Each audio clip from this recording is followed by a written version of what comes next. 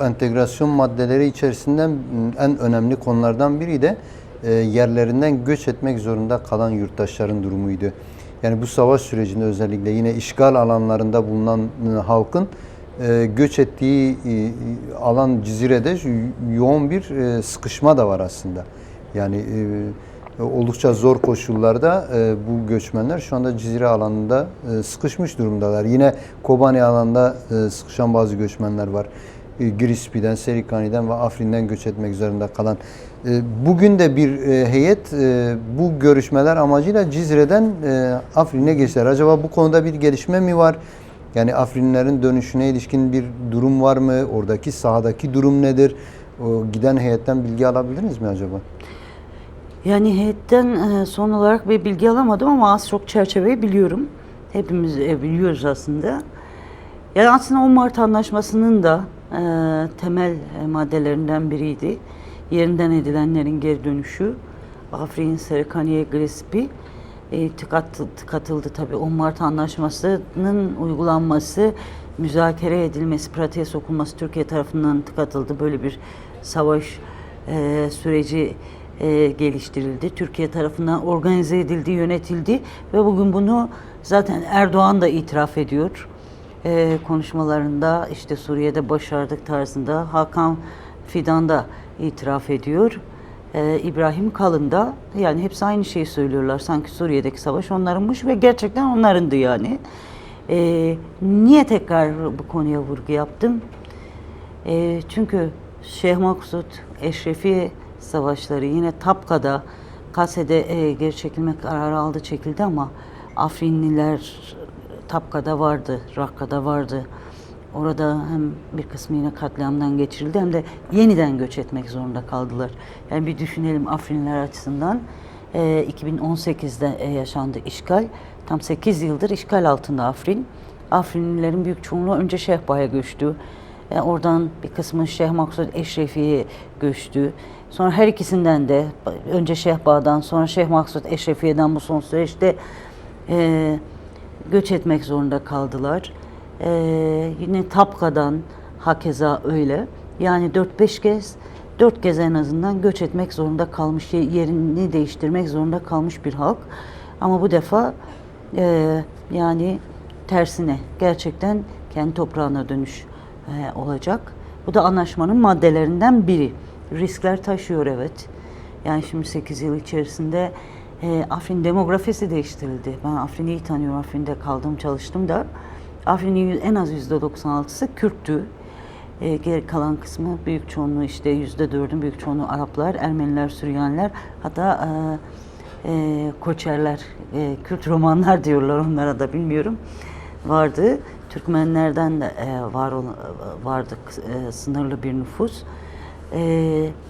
Yani 8 yıl içerisinde demografi değiştirildi. Yani şu anda herhalde 500 binden fazla nüfus var ve çoğunluğu Arap, Sünni Araplar, yerleşimciler, çete aileleri dışarıdan taşındılar.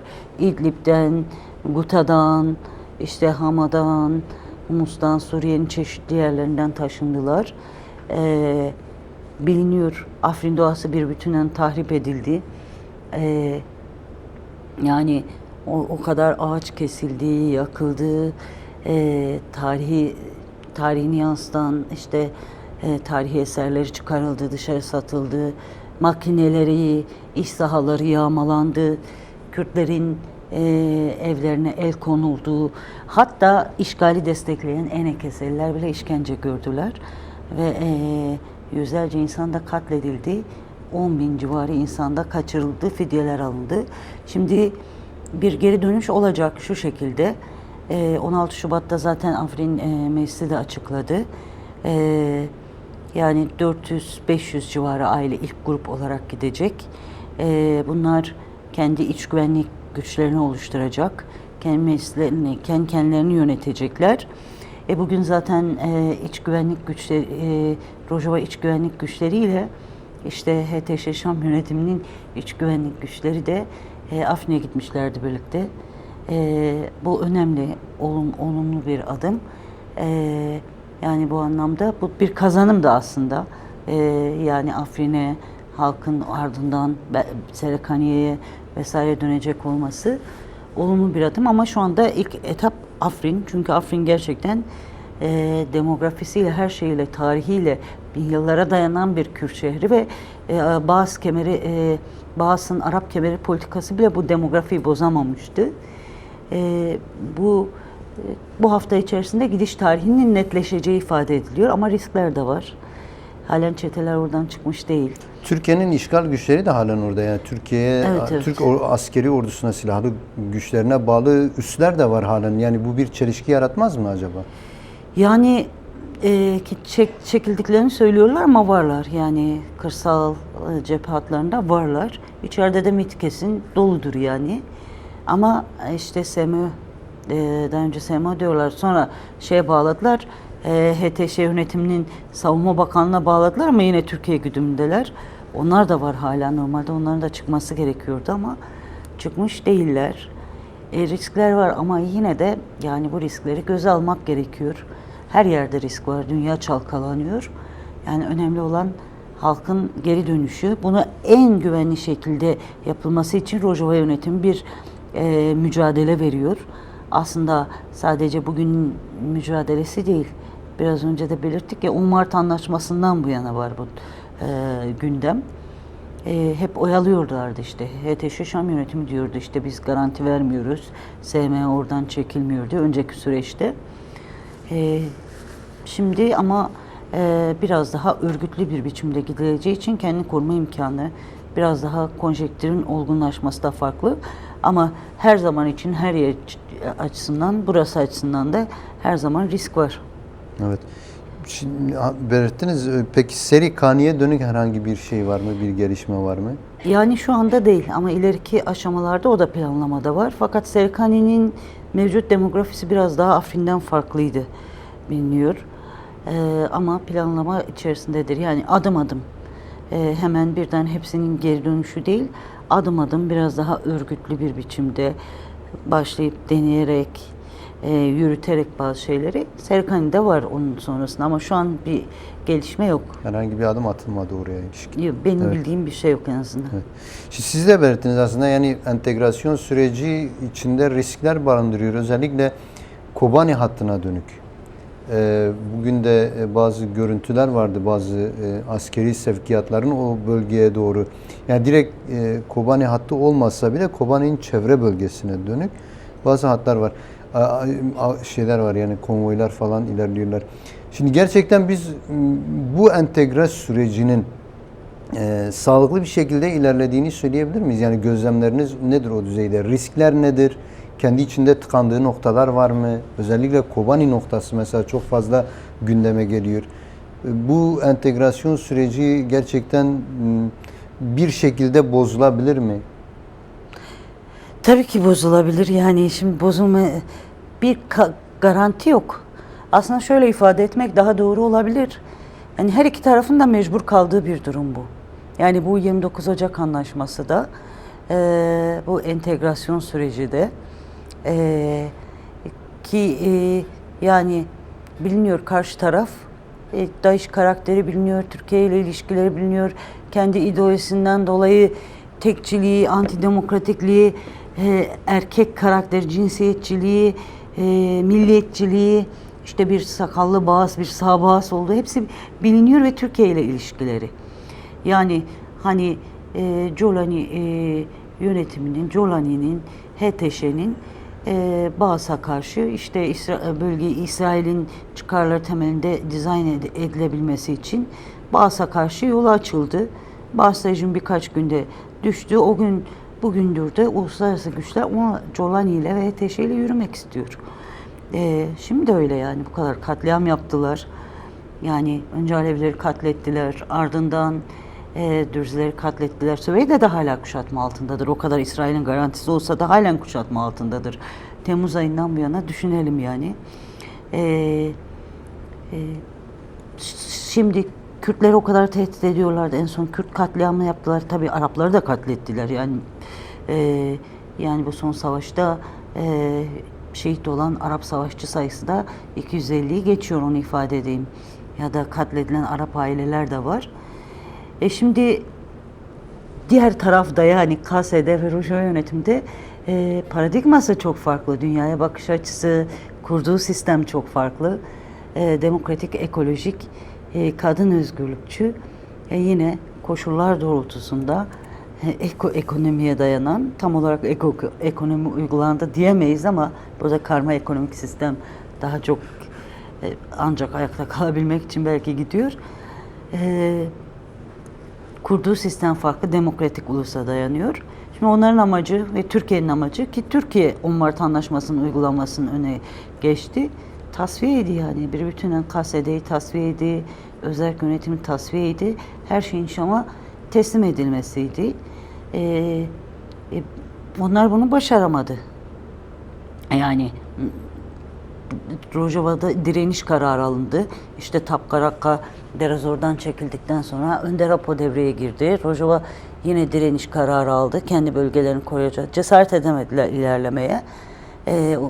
Kürtler 4 parça Kürdistan'da ayağa kalktı. Kürtlerin dostları yine Avrupa'da da halk ayaklandı. Siyasetçiler üzerinde baskı da oluşturdular uluslararası alanda. Uluslararası alanda da devreye giren siyasetçiler oldu. Bir şekilde hızları kesildi yani. Durmak zorunda kaldılar. Hem cesaret edemediler hem de tepkileri çok daha fazlasıyla göze alamadılar. Ama yani bu tarafın istediği gibi de olmadı yani. Şimdi evet bir entegrasyon anlaşması ama hala ortada bir anayasa ya da bir şey yok. Demokratik bir Suriye yok. Demokratik bir zihniyet yok. Bunlar pratikte mecbur kalınan bir anlaşma. Pratikte mecbur olunan adımlar atılıyor. Karşı taraf açısından da öyle. Hani öyle demokratik zihniyete gelmiş, kabul etmiş bir yönetim yapı gücü yok.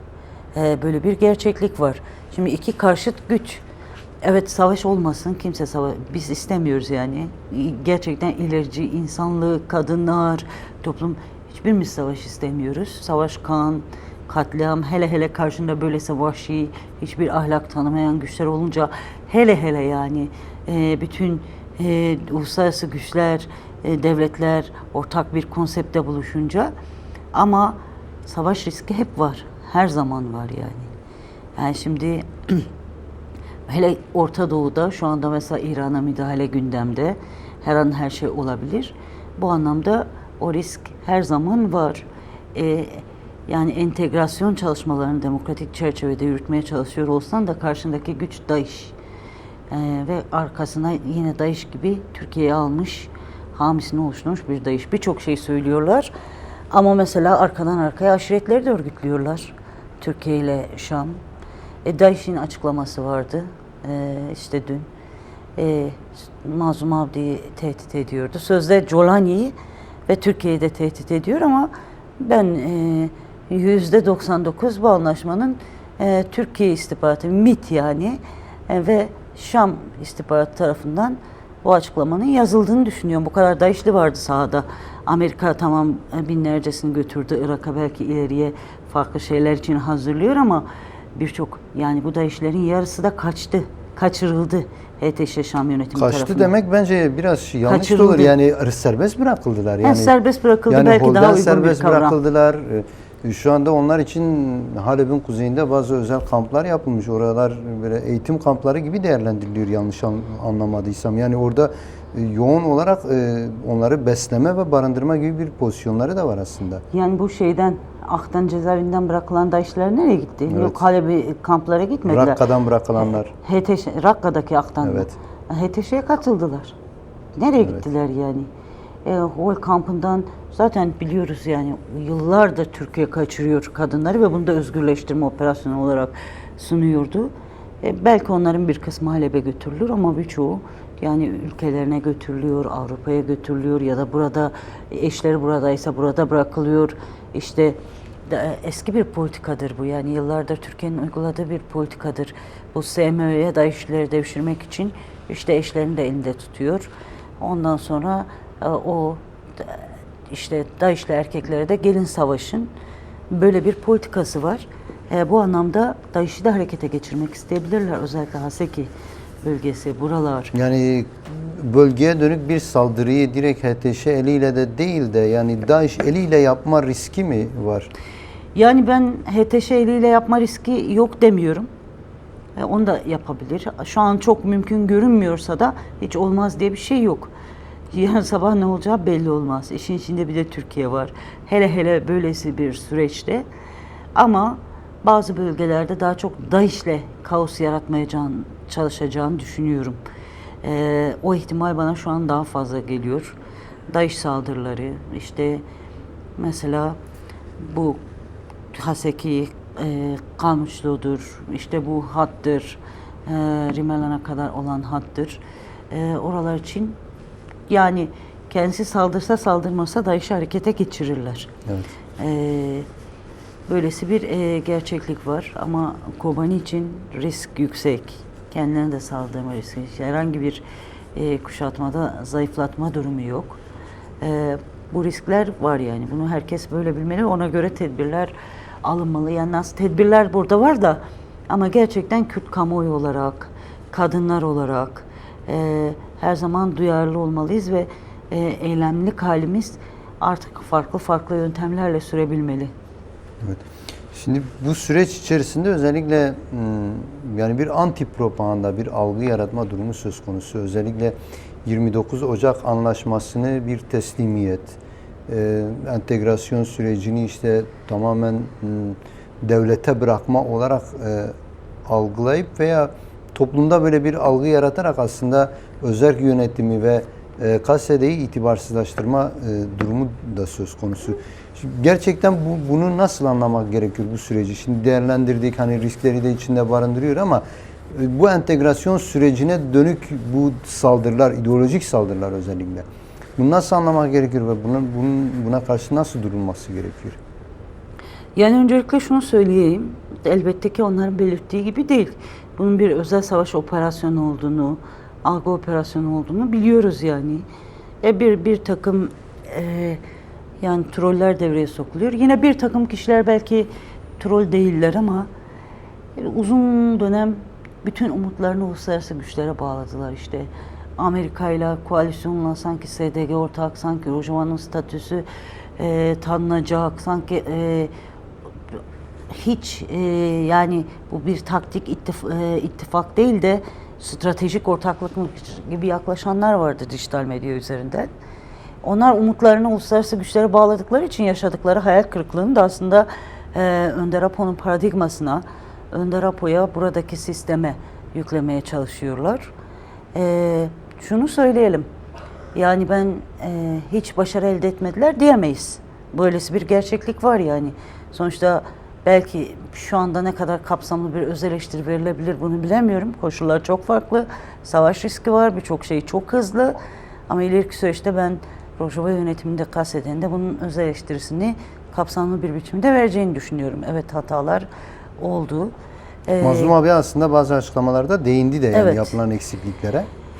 Yine demokratik ulusun pratikleştirilmesinde, gerçekten kavratılmasında zayıf kalındı. Ama bunu yaparken bir de mevcut bölge sosyolojisini doğru çözümleyip çok hayalci yaklaşmadan projeni sürdürmek, umudu büyütmek ama tedbirlerini almak konusunda zayıflıklar yaşandı. Bunları buradaki yetkililer çok daha kapsamlı ileriki süreçte değerlendirip öz eleştirilerini verirler diye düşünüyorum. Bu konudan kaçacaklarını da sanmıyorum. Yani 10 yıldır buradayım. Gördüğüm en önemli bir boyutta Rojava kadar hiçbir yer eleştirilmiyor. Rojava kadar da hiçbir yer kendi içinde birbirini eleştirmiyor. O konuda eleştiriye açıklık ve öz eleştiriye açıklık var. Onu ifade edeyim. Ama yani onlar da istediklerini başaramadı. Yani düşünelim. Yani bütün İngiltere planı zaten. Amerika, İsrail işin içerisinde. İsrail en azından sessizlikle onar vermiş, yani vurmayacağım. Türkiye zaten yani bunun olması için fır dönüyordu. Özellikle Hakan Fidan fır dönüyordu. Bahçeli bile sözde süreç diyor. Nasıl bir süreç yaklaşımıysa bu çıktı, tehdit etti. Resmen Arap aşiretlerine talimat verir gibi konuştu. Kışkırttı, evet. Bizler bunu unutmayacağız, yani unutmuyoruz da. kışkırttı ve alttan zaten MİT çalışıyordu uzun süredir. Yani hedefleri Kürt-Arap çatışması yaratmaktı. Bir düzeyde yarattılar kısmi. Arapların bir kısmında. Kürtlerin bir kısmında da yaratmaya çalıştılar, başaramadılar. Çıkabilirdi, insanlar çok duygusaldı, haklılardı da. Yani Kışkırtılan bir milliyetçilik var, halen var. kışkırtılan bir de sahada katliamlar oldu yani. Hiçbirimiz açısından öyle kolay değildir yani. Tanıdığımız insanlarımız, arkadaşlarımızın cenazelerine, kendilerine işkence edildiğini en vahşi şekilde görmek öyle kolay bir şey midir yani? Hangi psikoloji gerçekten bunu kaldırabilir? Bu anlamda olabilirdi. Ama yine özerk yönetim KASE'de sağduyulu yaklaştı. Direniş kararı alınması çok önemliydi. Yani çok yani o hatlarda hani savaş geri çekilmeye rağmen Şam HTŞ yönetiminin ahlaksızca davranıp hiçbir ahlak, hiçbir kural tanımadan Derhafir hattında ateşkes vardı. Uymadılar. Rakka Tapka'da hakeza öyle çekilme olmasına rağmen saldırmaları, savaşmaları bu anlamda hiçbir ahlaka uymayan şeyler olmasına rağmen hızla toparlandı güç ve Rojava'da direniş kararı alındı. Bu çok önemliydi, bu korkuttu onları yani öyle kolay değildir.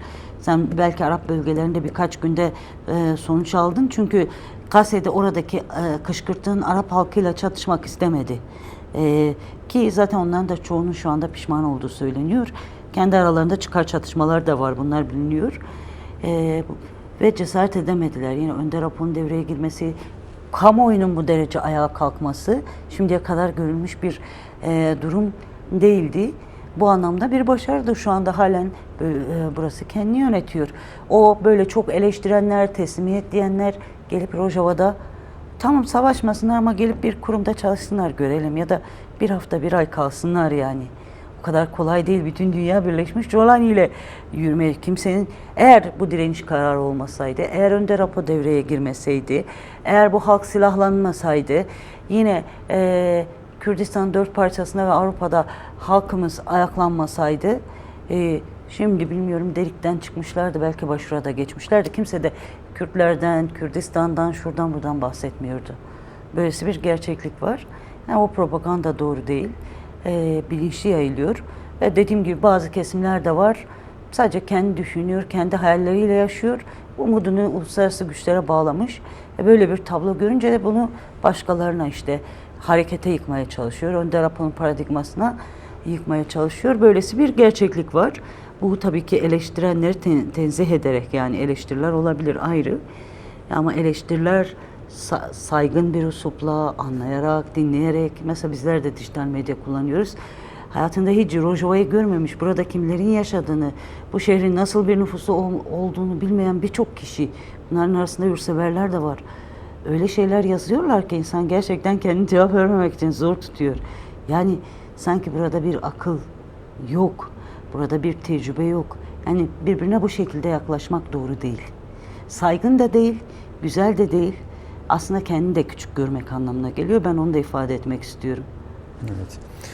Yani özellikle bu süreçte bir de Münih toplantısı gerçekleşti. Münih konferansı diyelim, güvenlik konferansı. Şimdi bu konferansa özel davet gerçekleşti. Bunun bu entegre süreciyle bir alakası var mıydı ya da 29 Ocak anlaşmasının ardından böyle bir şeyin yaşanması neye bağlamak gerekiyor? Özellikle bu süreçte Mazlum Abdi ve İlham Ahmet'in o konferansa katılmış olması. Yani önemliydi. Yani en azından özerk yönetimin ve KASED'nin özerk yönetim yani Rojava yönetiminin artık buradaki yerinden yönetimin diplomasi masasında da olması önemliydi. Bir de Şeybani ile işte yan yana olmaları yani Kürtler buradaki yönetim bunun Suriye'nin aslında bir bileşinidir mesajı verilmeye çalışıldı belki de bu tabloyla birlikte ele alınarak. Bu aslında o entegrasyon anlaşmasıyla bağlantılıydı. Bir de direnişin yarattığı etki yani elbette. Yani şimdi sesleri çıkmıyordu hiçbirinin. Direniş kararı, hem direniş kararı hem de makul, akıllı siyaset ve diplomasi bu davetin de önünü açtı. Yani şimdi düşünelim, bütün ülkeler açısından da bir de Almanya, yani Almanya normalde çok Kürt hareketine pozitif olan bir ülke değil. Fakat Almanya'nın bu yıl içerisinde bir karar daha olmuştu. Mesela o da önemliydi. Mesela bu özel yönetim kurumlarının, hani üniversitelerin diplomalarını tanıma gibi, o da önemliydi, Evet. bence. Belki biraz siyaset değişimi olabilir bu konuda. Önemliydi ama direniş kararıyla, mevcut direnişle aslında bağlantısı büyüktü. Yani Başarı Kürdistan halkını gördünüz. Yani ilk defa bu düzeyde kalktı, değil mi? 2014-2015 sürecinde de öyleydi. Yani her yerden gençler başvurdan geldiler, şehit verdiler. Kerküklü bir genç şehit düştü. Avrupa'da her yerde, Bakur'da insanlarımız ayağa kalktı, sınırlara vurdular kendilerini. Bununla bağlantısı büyük. Biraz da şu mesajı da vermeye çalıştılar aslında. Yani biz Münih konferansına katılım önemli desek de bir statü anlamına gelmiyor. Riskler bitti anlamına da gelmiyor. Şimdi bunlar kapitalist güçler. Jolani ile yürüyorlar, yürüyecekler. Çünkü Jolani HTŞ yönetimi onlar açısından çok kullanılabilir. Bakın Suriye'nin güneyini İsrail'e bıraktılar resmen yani. Çok zayıf bir yönetim. Böylesi bir gerçekliği var. Ama yani belki senin tümden ezilmen de işlerine gelmiyor. Bir de sen güçsün yani, onu da bırakalım bir kenara. O belki çok önemli de olmayabilir. Bir güçsün yani. Sadece Rojava'da değilsin yani. Bütün dünyayı etkiliyorsun, milyonları etkiliyorsun. Bütün dünyanın gündemini etkiledin. Bu anlamda biraz o tepkileri de yatıştırmak için, bakın biz ortak değiliz. Aslında biz onlara destek de veriyoruz mesajını verme durumu da olabilir diye düşünüyorum. Yani bir strateji değiştirme veya geri adım olarak görülebilir mi acaba? Ben o konuda net değilim. Yani hepsi aynı paya sahip değil bu mevcut konjektürde. Amerika da tek ses değil, Amerika'da tek bir yapı değil. Özellikle bu Barack, Trump üzerine bir baskı kuruldu. Belli bir geri adım atma ama hani bu strateji değiştirme olduğunu düşünmüyorum ben. Yarın ne olacağı belli değildir. Amerika çekiliyor zaten. Mart ayı başlarında tümden çekilecek. Çekilmesi de o kadar büyük bir etken değil. Yani zaten buradayken hiçbir şey yapmamış ki. Serkani, Evet, bu kadar saldırı olurken hiçbir şey olmadı. Serkani'de ya ben Hevrin Halef'in şehit Hevrin Halef'in annesiyle konuştum. Diyordu kızımı katleden çeteler oradaki Amerikan üstünden çıkıp katlediyor. Yani onların bıraktığı yerden. Serkani'de hiçbir şey yapmadılar. Ha burada yani birçok yerde şimdi çetelerle birlikte kalıyorlar. Herhangi bir şey buradayken de yapmıyorlar ama yani çıktıktan sonrası bir saldırıya onay verip vermedikleri meselesi, ki buna dönük bazı imalar var bence yani. Özellikle bazı gazetecilerin yazdıkları üzerinden bunu ifade edebilirim. Ama artık yani mevcut bir direniş, bir şey yakaladı halk. Bir direniş ivmesi yakaladı. Ben bir daha eskisi gibi olacağını düşünmüyorum. Eskisi gibi olmaması da gerekiyor yani. Kimin ne yaşadığını, nasıl bir süreçte yaşadığını daima bilip buna hazır olmak gerekiyor.